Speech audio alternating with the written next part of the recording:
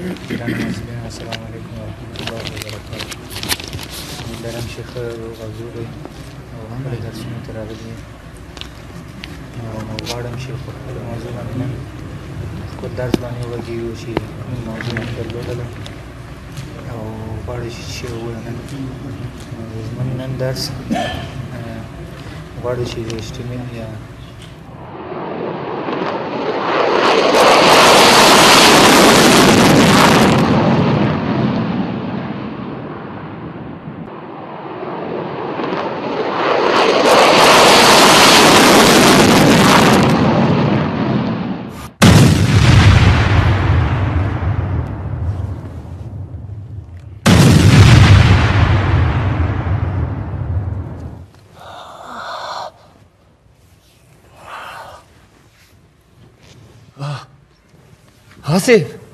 حسیب حکمت الله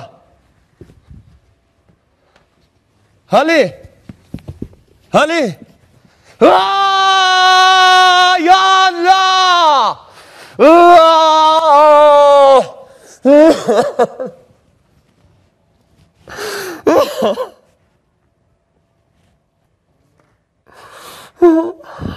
این بچه کجا سیرم موداری رایی کدم از برای خدا لایق او لایق او بچه چی شدی؟ بله پدر جان. سلام پدر. او بچه من تو موداری رایی کدی میچیسته این چی میکنی؟ این از کی گرفتی برو پس بته خانه کری خراب میکنی چی میکنی بچه میره؟ وی؟ کدازی خانه کسایی را خراب میکنم که وطنم خراب کرده پدر. ما دیگه دیدن نمیتونم که روزانه جوانای ما مسئولین ما با این آن کشته رایستن. ما دیگه حوصله ندارم. ما باید جهاد کنم. ما میرم جهاد میکنم پدر جان. لایق بچه من یک بچه دارم. ما این باغ پتر سمال نمیتونم. تو کجا میری؟ یاد خورای مرگ هست شهید میشی بچه. چرا تو میکنی؟ نکن تو. پدر از هر روز مردن کده یک روز بهتر است. من هر روز میمرم. ده 3 ساله که خارجی ها کشور مرا گرفته من هر روز میمرم.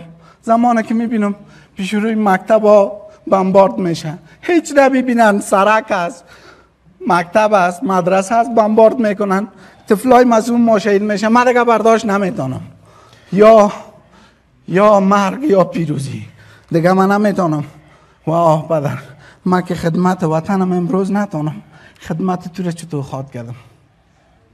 لایق بچه مادرت چطور میکنی ایما سرسفید چطور میکنی وقت حاصل آمه است تو کجا میری کتی سلا کجا میری تو جان پدر قند پدر بله اگر تو میخوایی که نکو من باشم نرو جای دایی زمیر من میمره جسد بی زمیر به درد تو نمیخوره پس تفنگ بگی مرا بزنم اینجا دیگه من میجا باشم هیچ نمیرم مرا بکش دیگه یا مرا بکش یا بان که برم خدمت وطنم کنم جهاد کنم وطنم آباد بسازم پس استقلالم بگیرم دیگه من نمیتونم که هر روز ببینم که جوانا دانشمندای ما کشته شده رئیس معلوم هم نیست که چرا.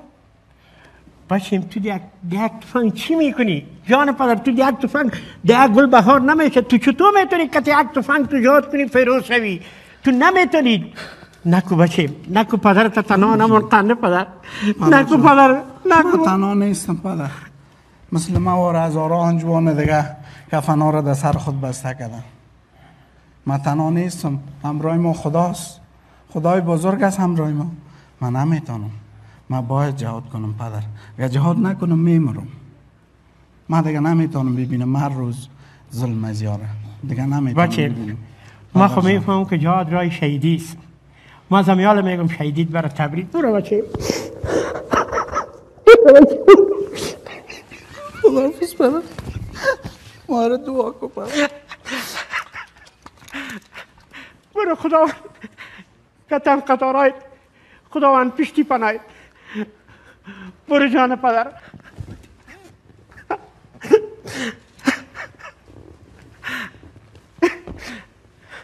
ای خدایا این جوانای ما را اگه پشتون است اگه هزاره است اگه تاجک است از هر قوم کس در این جهاد میره خداوند پشتی پناهشان باشه اما تو بیرق فیروزی را بالا کنن و فیروز برگردن. بره پناهتان به خدا. بره بشیم ماری سفیدا میریم کار میکنیم. بره.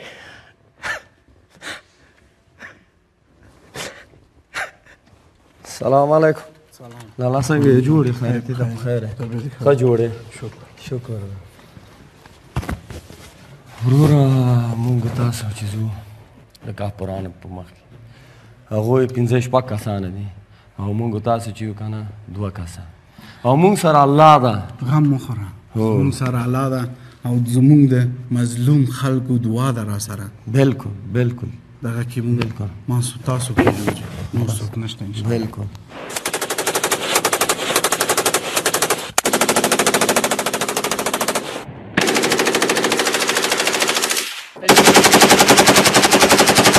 زه په دې ویاړم چې د وطن په لاره شهید کېږم. آیا الله زه یو وینا لرم تا ته چې دا سپینه بیرغ نه دی په هغه ځای کې نه دی په هغه غره کې همداسې ویې تړه اشهد ان لا اله الا الله اشهد ان محمد رسول